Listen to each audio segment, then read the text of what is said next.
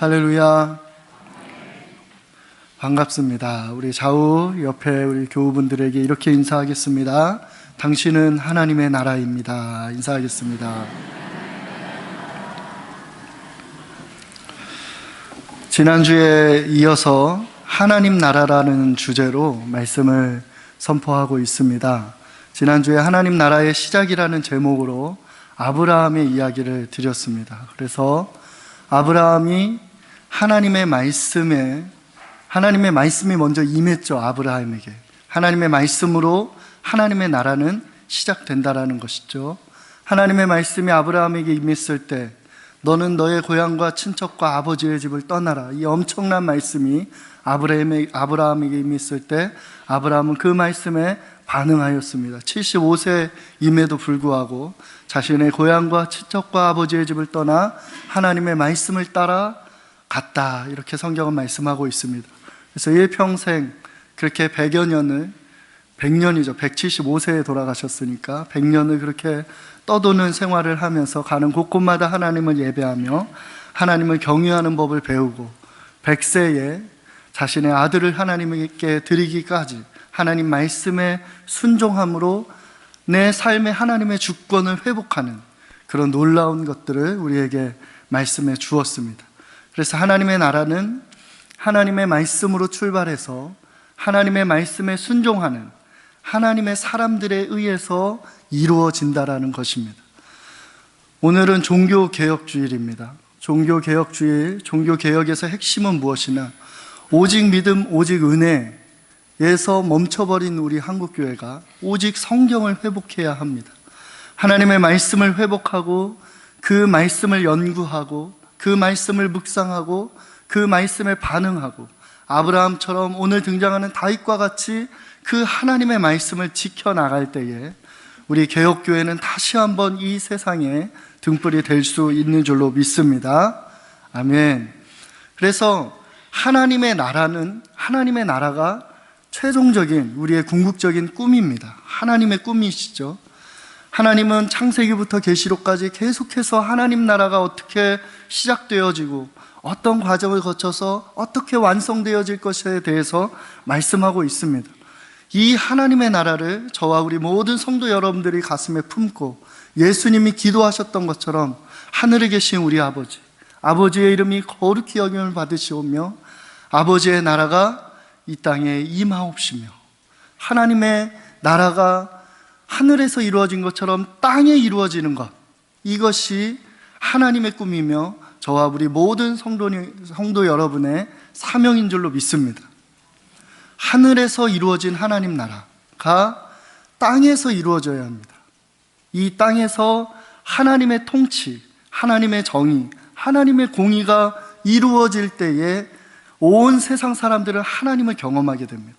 하나님의 살아계심을 체험하고 경험하고 선포하는 놀라운 역사가 나타나는 것이죠.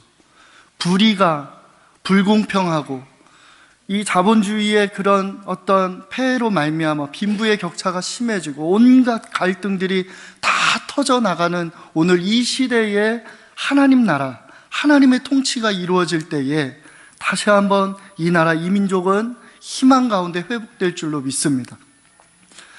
하나님의 나라입니다. 하나님의 나라를 꿈꾸셔야 됩니다. 하나님 나라가 이 땅에 이루어지게 하여 주옵소서. 우리가 처음 인사드렸던 것처럼 우리 성도 여러분 한 분 한 분이 하나님 나라가 되셔야 됩니다. 우리 예수님은 하나님 나라이십니다. 몸소 하나님 나라, 하나님의 통치를 온몸으로 온 삶으로 보여주신 분,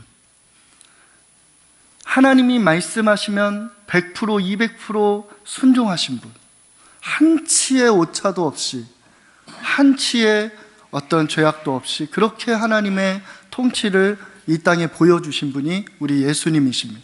우리는 예수님의 제자들이고 예수님을 따라가야 되는 것이죠. 그래서 예수님이 처음 이 땅에 오셔서 공생애를 시작하시며 선포하신 말씀을 우리는 기억합니다. 때가 찼고 하나님 나라가 가까이 왔으니 회개하고 복음을 믿으라. 하나님 나라의 복음을 선포하셨습니다. 이 하나님 나라를 오늘 이 시간 우리가 가슴에 품고 하나님 나라를 꿈꾸셨으면 좋겠습니다. 그런데 공허하면 안 돼요. 무슨 뜬구름 잡는 소리가 되면 안 됩니다. 우리가 하나님 나라를 설명하는데 사람들이 못 알아들으면 아무 소용이 없어요. 하나님 나라는 현실적이 되어야 합니다. 오늘 이 세상을, 이 땅을 살아가는 사람들이 알아들을 수 있도록 하나님 나라를 소개하셔야 돼요. 하나님 나라를 보여주셔야 돼요. 그것을 평생에 걸쳐서 온전히 이루어낸 사람이 바로 오늘 본문 말씀에 등장하는 다윗입니다. 이 다윗은 하나님 나라를 자신의 그 왕국에서 이루기 위해서 온 힘을 다했고 전심전력하였던 인물이 바로 이 다윗입니다. 그래서 이 다윗을 통해서 다윗 왕국이 얼마나 영화롭게 찬란하게 오늘 이 시간까지도 오늘 이 시대에도 유대인들은 다윗 왕국을 꿈꾸죠. 다윗과 같은 메시아를 꿈꾸고 있습니다. 물론 예수님이 메시아이시지만 유대인들은 또 다른 메시아를 또 기다리고 있는데 그들이 원하는 메시아는 다윗이죠. 그 정도로 이 다윗이 유대인들에게 또 많은 신앙들에게 끼친 그 영향력은 어마어마합니다. 어떻게 다윗은 이 놀라운 이 축복을, 그런 어떤 아름다운 하나님이 다스리시는 그 하나님 나라의 모습을 우리에게 보여줄 수 있었는가? 이 하나님 나라의 확장이라는 제목으로 이 시간 말씀을 증거하고 있습니다. 하나님 나라를 확장하는 것, 즉 땅을 정복하라. 창세기 1장부터 해서 하나님은 지속적으로 말씀하시고 있습니다. 땅을 정복하는 것이 하나님의 사람들에게 주신 사명입니다. 그런데 이것을 잘못 해석해서 지난 많은 기독교는 이제 역사에 큰 잘못을 범하게 됐죠. 그렇죠? 실제적으로 막 땅을 정복하고 사람들을 죽이고 그렇게 탈취하는 그런 죄를 범했습니다. 그래서 이 땅을 정복하라라는 이 하나님의 명령, 이 사명, 엄숙한 사명을 바르게 잘 해석해야 합니다. 다시 한번 말씀드립니다. 땅을 정복하는 것은 무엇이냐면 다윗이 끊임없이 일평생 땅을 정복했던 이유는 무엇입니까? 하나님 나라입니다. 하나님 나라는 무엇이냐? 하나님이 다스리시는 나라입니다. 그래서 하나님의 통치가 확장되는 것이죠. 오늘날 우리에게 이 말씀을 적용을 하면 이 하나님 나라의 복음, 그러니까 하나님을 믿지 않는 백성들, 하나님을 인정하지 않는 사람들이 하나님의 통치를 바라고 꿈꾸며 그것을 받아들이게 되는 것입니다. 제가 얘기하면서도 어렵습니다. 그죠? 앞서 말씀드린 것처럼 이렇게 어렵게 말씀을 드리면 어떻게 이거를 전하겠어요? 그렇죠? 그러면 다윗은 어떻게 이 하나님의 나라를 이룰 수 있었는가? 처음에 이스라엘 민족이 출애굽한 뒤에 가나안 땅을 정복하라 하나님이 말씀하시죠. 그 말씀이 여호수아를 통해서 이루어진 것처럼 보이지만 완전하지는 않았습니다. 그죠? 그래서 여호수아가 죽은 뒤에 사사기 1장 2장에 보면 땅을 정복하라라고 말씀을 하고 있습니다. 이방 족속들이 여전히 하나님을 인정하지 않고 여전히 하나님의 법을 따르지 않고 우상을 섬기면서 심지어 자기 자식을 불태워서 인신제사를 드리는 그런 악을 저지르는 그런 민족들이 가나안 땅에, 약속의 땅에 여전히 존재하고 있었다라는 것입니다. 그들을 다 물리치고 진멸하고 온전히 하나님만 섬기는 하나님의 통치를 찬양하는 그런 땅으로 만들 것에 대해서 하나님은 말씀을 하신 거죠. 그런데 여호수아와 그 당대가 죽은 이후에 바로 타락합니다. 너무 안타까운 것이죠. 그것이 사사기입니다. 사사시대 때 사사가 일어나면 잠시 하나님의 통치가 이루어지는 것 같다가 그 사사가 죽으면 다시 하나님의 통치가 사라집니다. 이것이 수없이 반복되는 것이 이 사사기고 무려 350년이나 이런 것이 지속이 된다라는 것입니다. 그리고 다윗 때에 와서 하나님 나라, 그 약속의 땅을 온전히 회복하는 것을 보게 됩니다. 우리가 잘 아는 예루살렘 있죠? 이 예루살렘 이 도성이 다윗이 회복한 성입니다. 그전에는 가나안 땅에 들어왔지만 예루살렘 성은 여전히 이방 민족이 살고 있었던 성이에요. 그 성을 온전히 차지한 사람이 다윗입니다. 그리고 끊임없이 정복하며 하나님이 약속하신 그 모든 땅의 모습을 온전히 회복한 입니다. 그래서 다윗은 쉬지를 못했어요. 30세에 왕이 돼서 계속해서 전쟁을 했습니다. 왜요? 다윗도 쉬고 싶죠. 다윗은 절대 권력을 갖고 있었습니다. 왕권이 그에게 있었습니다. 온 민족이, 이스라엘 민족이 다윗을 인정했습니다. 얼마든지 그 왕권을 휘두르면서 안주하고 만족하고 그렇게 자기 자신을 위한 삶을 살 수 있었습니다. 그러나 그의 가슴은 하나님 나라의 그 꿈으로 불타고 있었습니다. 하나님이 약속하신 저 땅을 차지하고 그 땅에 하나님의 통치를 선포하고 그 땅에 고통받는 백성들이 이제는 하나님의 통치 아래서 해방되어지고 하나님을 믿고 하나님을 섬기는 그런 땅으로 만드는 비전이 그에게 있었습니다. 일평생 쉬지 않고 그는 전쟁을 했습니다. 그 결과 그렇게 그가 하나님의 사명에 온전히 헌신하였을 때 하나님이 그를 축복하십니다. 그의 나라를 축복하십니다. 다윗 왕국은 그 어느 때보다 강성하고 안전하고 평화로운 나라가 되었습니다. 이것이 하나님이 우리에게 주시는 영적인 비결입니다. 우리가 하나님이 우리에게 맡겨주신 그 사명, 참으로 불편하고 때때로 무겁고 때때로 너무나도 어려운 것, 하나님 나라를 확장해야 한다라는, 하나님의 통치를 선포해야 된다라는, 이 세상과 타협하지 않고 하나님의 법을 지키겠다라는 그러한 삶을 저와 여러분들이 살아내는 것 얼마나 힘듭니까? 어렵습니까? 그럼에도 불구하고 다윗과 같이 온전히 이 하나님 나라를 꿈꾸면서 그 사명에 집중하실 때 하나님께서 저와 우리 성도 여러분의 모든 가정과 하시는 모든 사업을 강성하게 다윗의 왕국과 같이 아름답게 찬란하게 복 주실 줄로 믿습니다. 다윗의 아들 솔로몬은 어떻게 했습니까? 그는 부귀영화를 꿈꾸었습니다. 경제적인 부흥을 꿈꾸었습니다. 참 잘 살았죠. 주변의 모든 국가들과 외교를 맺고 공주들을 다 맞이했습니다. 그렇게 그가 부귀영화를 꿈꾸었을 때 부귀영화는 사라지는 것입니다. 하나님의 통치는 끝이 나고 솔로몬 때 이후에 그 나라는 남북으로 분열하고 맙니다. 다윗은 부귀영화보다 하나님을 꿈꾸었고 하나님 나라를 꿈꾸었는데 하나님 나라가 이루어지면서 하나님이 그에게 필요한 모든 것들을 주셨습니다. 솔로몬은 하나님의 말씀보다, 하나님의 나라보다 자신의 부귀영화를, 자신 나라의 부귀영화를 꿈꾸었는데 그것은 온데간데 사라지고 하나님 나라는 무너졌습니다. 하나님 오늘 우리에게 주시는 하나님의 말씀은 이것입니다. 하나님이 주신 사명, 땅을 정복하라. 하나님의 통치하시는 그 영역이 확장되게 하라. 가까이 있는 우리 가족들이 있죠.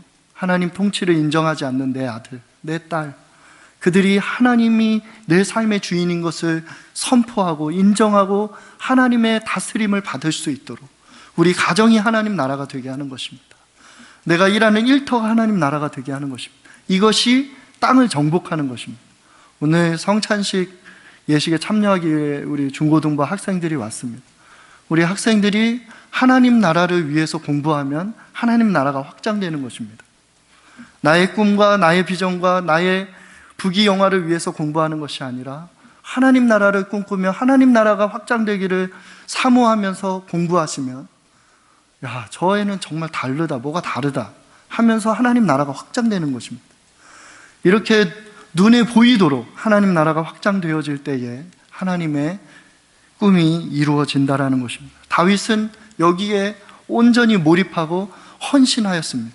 그 결과 다윗의 왕국, 우리가 꿈꾸는, 오늘날에도 꿈꾸는 그 다윗 왕국이 이루어진 것입니다. 하나님이 온전히 보여주고 싶었던 그 하나님 나라의 모습을 다윗을 통해서 완벽하지는 않지만 보여줄 수 있었던 것입니다. 이렇게 다윗처럼 하나님 나라의 모습이 이런 것이다 보여줄 수 있는, 하나님의 정의와 공의가 살아있는 나라, 가난한 자들이 돌봄을 받는 나라, 강자와 약자가 화합하는 나라, 갈등이 사라지는 나라, 원수도 사랑하는 나라, 서로 깊이 사랑하는 그 나라가 다윗을 통해서 이루어지고, 그것이 저와 여러분 통해서 이루어지기를 하나님은 지금 말씀하고 있는 것입니다. 이렇게 어떻게 하면 하나님 나라가 이루어질까요? 우리 3절 말씀 우리 한번 읽도록 하겠습니다. 3절 읽겠습니다. 시작. 내 하나님 여호와의 명령을 지켜 그 길로 행하여 그 법률과 계명과 율례와 증거를 모세의 법에 기록된 대로 지키라. 그리하면 내가 무엇을 하든지 어디로 가든지 형통할지라. 아멘. 형통하셔야 됩니다. 하나님의 사람들은 형통해야 돼요. 형통한 자가 되어야 합니다. 어디로 가든지 무엇을 하든지 형통한 자가 되면 하나님 나라는 확장되는 것입니다. 형통이 무엇입니까? 형통은 아무 문제가 없는 게 형통이 아닙니다. 어떤 문제가 주어지더라도 그것을 풀어내는 사람이 형통한 사람입니다. 형통은 장애물이 없는 인생이 아닙니다. 아무 고통이 없는 인생이 아니에요. 어떤 장애물이든지 어떤 고통이든지 그것을 이겨내는 사람이 형통한 사람인 것입니다.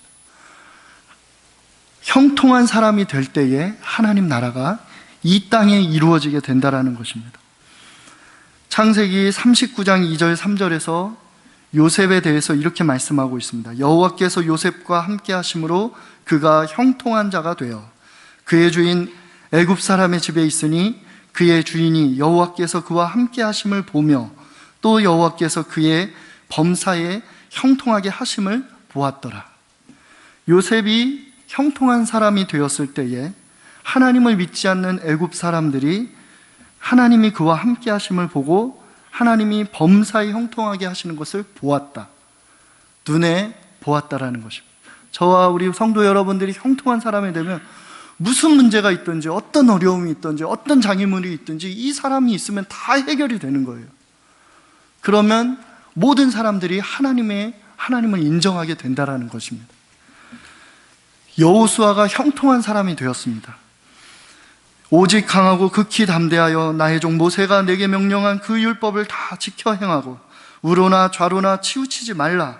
그리하면 어디로 가든지 형통하리니 이 율법책을 내 입에서 떠나지 말게 하며 주야로 그것을 묵상하여 그 안에 기록된 대로 다 지켜 행하라.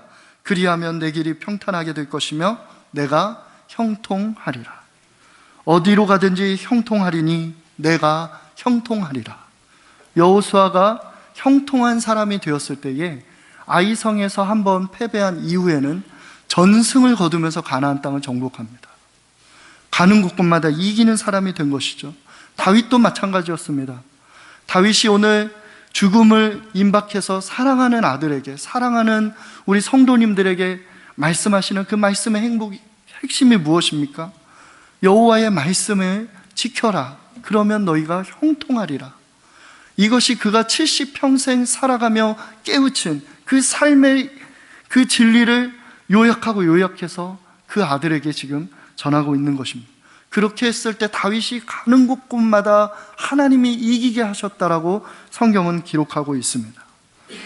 그런데 다윗 후대에 요아스라는 왕이 있습니다. 요아스 왕이 8세의 왕이 된 사람인데 이 요아스 왕에 대해서 성경은 이렇게 말합니다. 이에 하나님의 영이 제사장 여호야다의 아들 스가랴를 감동시키매 그가 백성 앞에 높이 서서 그들에게 이르되 하나님이 이같이 말씀하시기를 너희가 어찌하여 여호와의 명령을 거역하여 스스로 형통하지 못하게 하느냐. 너희가 여호와를 버렸으므로 여호와께서도 너희를 버리셨느니라. 요아스라는 왕이 하나님의 명령을 거역하고 하나님의 말씀을 버렸을 때 선지자는 이렇게 말합니다. 스스로 형통하지 못하게 하느냐. 스스로 형통하지 못하게 되었을 때에 그는 반역이 일어나고 그는 비참한 죽음을 맞이하게 됩니다. 하나님의 그 나라가 다시 한번 또 무너지게 되는 것이죠. 우리가 잘 아는 1대 왕 사울이 버림받은 이유에 대해서 이렇게 말합니다. 사무엘이 사울에게 이르되 나는 왕과 함께 돌아가지 아니하리니 이는 왕이 여호와의 말씀을 버렸으므로 여호와께서 왕을 버려 이스라엘의 왕이 되지 못하게 하셨음이니이다. 하나님의 말씀을 버리면 스스로 형통하지 못하게 되어서 결국 하나님의 버림을 받는다. 그런데 다윗과 여호수아와 요셉 같은 경우에는 하나님의 말씀을 어떤 일이 있어도 지켰더니 스스로 형통한 자가 되어서 하나님의 나라가 확장되고 이루어지는 것을 우리가 보게 된 것입니다. 그래서 다윗은 이렇게 말씀하는 것입니다. 여호와의 명령을 지켜. 오늘날 우리 삶 가운데 왜 하나님의 나라, 하나님의 능력, 하나님의 나라의 확장이 일어나지 않는가? 하나님의 명령을 우리가 듣지 않는 것입니다. 하나님의 이 명령을 지키지 않는 것입니다. 그리고 복을 바라는데 이것이 되지 않는다라는 것이죠. 다윗과 같은 경우에는 일평생 하나님의 이 말씀을 가까이 두고 계속해서 읽고 묵상하면서 과연 하나님의 뜻이 무엇인가? 하나님의 꿈이 무엇인가? 하나님이 나에게 원하시는 것이 무엇인가? 어떻게 하면 하나님을 기쁘시게 할 수 있을 것인가? 온통 거기에 집중한 인물이 이 다윗입니다. 끊임없이 말씀을 읽고 묵상하고 연구하면서 하나님의 뜻을 찾아갔던 인물이죠. 전쟁을 할 때마다 다윗은 질문합니다. 하나님 어떻게 할까요? 앞으로 갈까요? 뒤로 갈까요? 이런 것까지 물어봅니다. 인생의 위기가 있을 때마다 자신의 아내와 가족들과 자신 부하의 가족들을 다 잃어버렸을 때 다윗은 절망하지 않고 하나님께 질문합니다. 어떻게 할까요? 쫓아가라. 다 하나도 놓치지 않고 찾게 해주겠다. 그렇게 하나님의 음성을 쫓아서 끊임없이 하나님의 말씀을 따라갔던 인물이 다윗입니다. 그의 삶에서 하나님의 말씀을 놓을 수가 없어요. 그가 처음 왕이 되었을 때 한 일이 하나님의 언약궤를 옮겨오는 것이었습니다. 그런데 옮겨오는데 자기가 생각하기에 하나님의 언약궤를 사람이 매는 것보다는 수레에 안전하게 실어서 오는 것이 좋다라고 생각을 하고 그렇게 했습니다. 새 수레에 하나님의 언약궤를 실어왔는데 하나님이 막으십니다. 베레스 우사가 언약궤를 붙잡았을 때 그 자리에서 즉사를 하게 됩니다. 그러고 다윗이 하나님 언약궤를 옮기는 것을 포기했습니까? 뭐야, 내가 하나님을 위해서 이렇게 열심히 했는데 왜 나의 사람을 죽이시는 거야? 안 해. 그러면 내 마음대로 할 거야. 이게 아니라 하나님이 뭔가 지금 말씀하시는구나. 왜 하나님이 막으셨을까? 성경을 보니까 하나님의 언약궤는 레위인들이 어깨로 메고 가야 되는 거예요. 그래서 수레가 편하지만 자기는 잘한다고 한 거지만 자신의 방법을 내려놓고 하나님의 방법으로 하나님의 일을 했을 때에 하나님의 뜻이 이루어지는 것입니다. 그렇게 법궤는 안전하게 돌아옵니다. 다윗이 일선에서 물러난 이후에 마지막에 한 일이 무엇입니까? 성전 건축을 준비하는 것입니다. 자신의 모든 전 재산을 하나님께 드리고 성전 건축을 했습니다. 다윗이 어떤 인물인지 보이시죠? 얼마나 하나님을 사랑하는지, 얼마나 하나님의 말씀을 붙잡은지. 그런 다윗을 향해 하나님 말씀하십니다. 그는 나의 마음에 합한 사람이라. 내 뜻을 이루게 하리라. 하나님의 마음에 합한 사람, 형통한 사람이 저와 모든 성도 여러분들이 되어야 하는데 그 핵심은 바로 성경 말씀입니다. 다윗이 특별히 말씀하는 것은 모세의 율법입니다. 여호수아도 모세의 율법이고요. 우리 예수님도 제자들을 모세의 율법으로 가르쳤습니다. 이 모세의 율법을 우리가 읽으셔야 됩니다. 특별히 구약 성경을 읽으셔야 돼요. 그렇게 우리가 이 말씀을 회복하고 하나님이 무엇을 말씀하시는지, 오늘날 하나님의 나라를 우리가 살아가려면 어떻게 해야 되는지를 구체적으로 하나님이 성경에 말씀하셨는데 그 말씀들을 우리가 읽고 묵상하고 발견하고 그 말씀대로 살아가고 그 말씀을 지키는 삶을 살 때 우리는 형통한 사람이 되어서 하나님 나라를 확장하게 되는 것입니다. 4절 말씀에 보시면 우리의 자녀들이 그 복을 받게 됩니다. 우리가 하나님의 말씀을 온전히 붙잡을 때에 자자손손 왕권이 끊어지지 않을 것이다. 우리 하나님께서 말씀하시는 줄로 믿습니다. 그렇게 오늘 종교개혁주의를 맞이해서 다윗과 같이 하나님의 말씀, 이 성경 말씀을 회복하시고 그 말씀에 집중하시고 그 말씀을 부지런히 읽고 묵상하고 실천함으로 형통한 사람이 될 때 하나님의 나라는 무한하게 확장되게 될 줄로 믿습니다. 기도하겠습니다. 하나님 아버지, 감사합니다. 종교개혁주의를 맞이하여 다윗을 통해 오직 성경이 무엇인지 다시 한번 깨닫고 회복하게 하여 주시니 감사합니다.